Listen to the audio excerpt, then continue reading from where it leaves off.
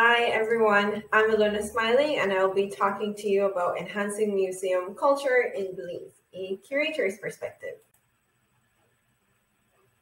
So in this presentation, we will be exploring the barriers that hinders progression in art and development in Belize, and we will also be exploring how museums and art galleries can be seen as economic drivers rather than stagnant liabilities. Just a little about myself. Like I said, I'm Ilona Smiling and I'm the curator for the Museum of Belize as well as an independent curator. So what's a curator? To simply put, a curator is a person in charge of managing and maintaining the collections or exhibits in a gallery or museum. And they're also the person who interprets the work for the artist and breaks it down for the audience. Now, why is it important for us to define it? Well, through my years of experience, I've always felt that oversimplification of the job extends to the simplification of what it means to develop galleries, museum, and other cultural spaces. And of course, the oversimplification also simplifies how business works within the art and cultural sector, and this has obviously led us to have an extremely basic view of the world of art and culture. And unfortunately, it has instigated a halt in effectively creating a sector that has beneficial economic power in an overlooked but influential sector. So what we're going to be doing today is trying to define spaces and see ways in which we ourselves can take up spaces within these institutions that could eventually have beneficial impact in developing art and culture in Belize. So let's get started. First off is what are museums? So museums are known as major attractions in most countries. And in the past, they were once known as cabinets of curiosity and provided its audience a glimpse into another world by categorizing oddities from unknown lands. Museums would display strange creatures and animals from faraway lands and tell stories of various traditions and cultures. Now, according to ICOM, which is the International Council of Museums, they had a 2007 definition which states that museums are non-profit, permanent institutions in the service of society and its development, open to the public, which acquires, conserves, research, communicate, and exhibit the tangible and intangible heritage. Now, it is important to know that some museums and galleries, especially in the Western and European countries, have very colonial legacies. And this colonial legacies has prompted museums to rethink its structure and demand active decolonizing in its various systems. Which is why today a new definition is being proposed and of course is creating a lot of controversies. But the new definition states that museums are democratizing, inclusive, polyphonic spaces for critical dialogue about the past and future, acknowledging and addressing the conflicts and challenges of the present they hold, artifacts and specimen interest for society, safeguard diverse memories for future generation, and guarantee equal rights and equal access to heritage for all people. Now, I know what you're thinking, what does this have to do with us? But the change from the past definition to the new definition is trying to be more inclusive of everyone, regardless of what your background is or regardless of what your heritage is. As museums were sometimes known in the past for being gatekeepers or upholding colonial systems. So it is important for us to know these definitions, to compare the two, so that we're seeking an understanding of the past and future representation of the roles of museums and galleries, especially within our own society and country of Belize. So museum and spaces in Belize, and as you know, Belize is home to various spaces and museums. However, the small sizes of these spaces leave little room for artistic freedom and exploration of our culture simultaneously. Currently, the only museum in Belize operating under ICOM's 2007 definition is, of course, the Museum of Belize. Now, within this space, the museum is a place that creates dialogue within its community, and there is no shortage of Belizean heritage and culture to be found on the walls of museums. So this is just a photo of what the museum does. We have Mr. Emmett teaching the traditional drumming to the students, and we have a photo of one of the previous art exhibits that we did. So the Museum of Belize is the only museum in Belize with an active national art collection. However, we don't exactly have a national or an active gallery for the purpose of displaying its collection or artworks of contemporary Belizean artists for the purpose of research and documenting, which is very different than just providing a space for artists to showcase their work.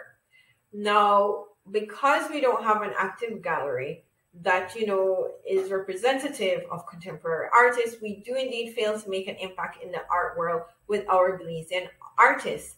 This also affects the way in which we educate Belizean and Caribbean students about art. So what's the solution? Are we ready to create another space that limits growth, or are we creating a new space to embark on a new journey of art and cultural exploration? Of course, the answer isn't a one-off answer, and there are indeed multiple avenues of this sector that needs to be explored and dismantled. Now, for the purpose of this, I will be focusing on investment, education in arts, the development of a space, and taking up space. So the first thing we're going to talk about is the development of the space, and of course, the investment. And the investment, for investment to be done, there needs to be something that you're investing in. So this is my first design, or my first concept of an actual contemporary art museum.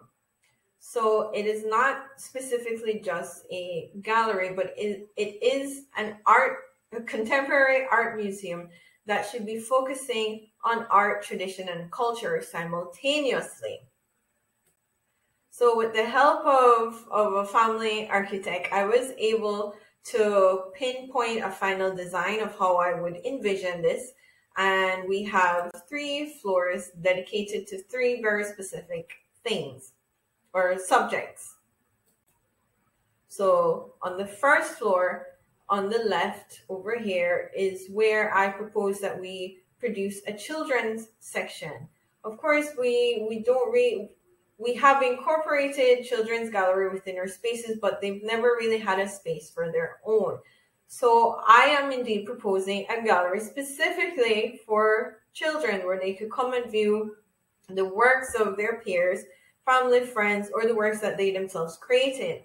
And of course, there's also an area specifically designed for workshop, for artisans to come in and continue to pass the tradition of whatever it is that they're teaching to the children. So this is just a floor plan, a design that's representative of the first slide. Now on the right, we of course have office spaces. So once again, if we're going to develop these institutions or museums or spaces, we need to have people working in there, but we'll be getting to that in just a second. So the second floor to the left is a room for artists to do their solo work, or where we could have an actual functional gallery that we could do our documenting and our researching when it comes to art within Belize. The room is big enough where we could section off the area and have a number of artists showcasing their work without, there being any clashes or anything. And of course, this is also a good way for the space to generate income, which would also help artists. If we're able to section off different rooms for different things, it would be more beneficial when it comes to getting inside or showcasing your work. And this is, again, just a floor plan that was proposed, that I'm proposing. And again, we have office spaces to the right. Then the third floor is what I was proposing we do for experimental art. Of course, this is to the left as well, right above the artist space. So in this area, this is where I believe artists could have the opportunity to take chances and explore different avenues of art that doesn't necessarily have to go on the canvas. It could be installation art, it could be media art, whatever it is that you want to experiment on. This is your space where you could create and develop anything. It could also be an area where you decide to clash art, culture, and tradition, like I said before. It's a new idea, it's a new vibe, but the space is there. We need a large space for us to create. And of course, to the right, we have offices, but I also have an area dedicated for development of an art collection. We need a big enough room for this, and there's also an area for art conservation or art restoration. And this is where we get into developing the careers within the art and cultural field. To me, this is what I would be calling taking up spaces. So there needs to be a greater push in the developing educational programs in the art field. A career in the arts and cultural sector extends beyond painting, and a lack of understanding what lies beyond this has greatly impacted the ways in which we view a career in arts.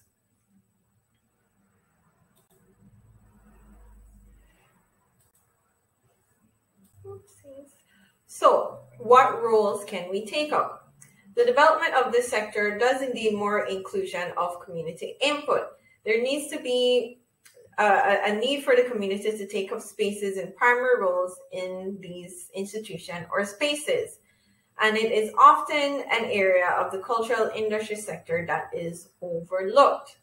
So as I said before, if we are going to develop spaces like these, we need people in key roles, key position roles, or career roles that would help spaces like these to continue for years and years. So what are some of these roles that we could take up? Here are just a few. We are looking at careers in art history, museum studies, curation, conservation, art restoration, art and cultural research, art management, collection policy and development, architectural design, and exhibition design. These are indeed just a few of the careers that you could find when you decide to, further your studies in art. But they are very prominent roles that is indeed needed for any space like the ones that I am proposing to have a life. So these are my final thoughts. So what exactly do we do behind the scenes? So if on one side we're having these galleries, we do need people behind the scenes that are going to ensure that these spaces are being used or utilized for their actual purposes. You need the curator or multiple curators who can ensure that exhibits are happening continuously throughout the year. You need the conservator who's there to ensure that nothing is happening to your artifacts or your artwork. You need the art restorator to restore the paintings in the event that something goes wrong. But of course, it's more than just that. It's also the preservation of the artworks that you are keeping. We also need museum designers, exhibition designers. All of these things, they help cultivate or they help make up the ecosystem of what an art and cultural space can look like. So, with that being said, the key thing to remember is to remember that we are creating opportunities within the art sector and spaces for those who have lived in the creative field, and we're creating this so they can take up the space.